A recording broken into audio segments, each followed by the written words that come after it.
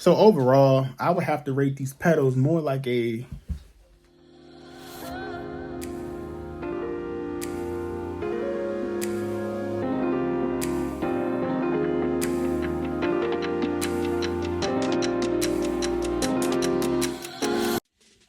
So the build quality of these pedals, I would have to say I rate like a 9 out of 10. Take that back, 8 out of 10. I will say they're pretty sturdy, you know.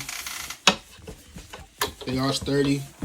You know, this wood is like actually really like, it would be really hard to break these. You would literally have to like stomp on them. The pedals they start off as stiff, but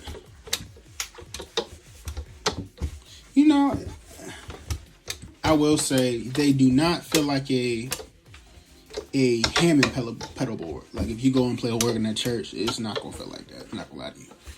Now, let me take my shoe off.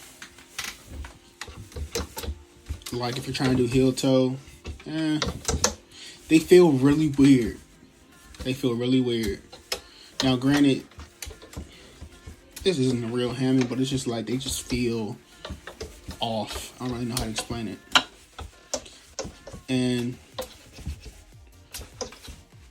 I will say, like, I mean, to an extent, you can do heel toe, but I mean, if you're trying to run like a bass line, they just feel weird. I don't even know how else to explain it. Be able to, and they be sliding around. They're really lightweight. I will say that they're lightweight. So if you going in, they gonna slide. You heard that? They are gonna slide. And I mean, you could build something, you know, to hold them in place, but I wouldn't say them being lightweight is really a downside, but it can be if you don't have anything holding them down. So here we got our this is our MIDI port right here. Like I said, I have the MIDI cable, and the MIDI cable literally just goes in here, just like plugging in another module or a keyboard. You plug that in there, and then you plug the other end into the MIDI in on whatever keyboard you're on. Or if you're not using these, if you're not using a Nord, you can use your USB to MIDI Neo. If I have mine in here, I'll show it to you. Yeah, this little joint right here plugs into your computer. You can plug it in here and they'll work the same. So I have to say, they really do connect pretty easily with the Nord. Not really just with the Nord, but with hardware, they do pretty good. So with this particular keyboard, the Nord Electro 6D, all I had to do was go over to Organ Model. This is the part that really got me. Instead of B3, which is just the regular organ, your keys, I moved it to B3 bass. Let me do that again. B3 bass, which gives you the top and the bottom. So instead of just getting this, you get your bass drawbars as well. So as you can see, I'm hitting my pedals and I'm seeing MIDI data on my Nord.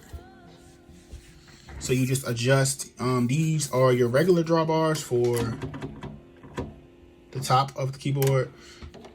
Then if I want to edit the bass pedals, hit that, and now it's selected the bass pedals. So it's usually these two, I believe. So if you move them in, move them out, got it like that. So that part of actually connecting them is not hard, and getting them to read the keyboard is not hard.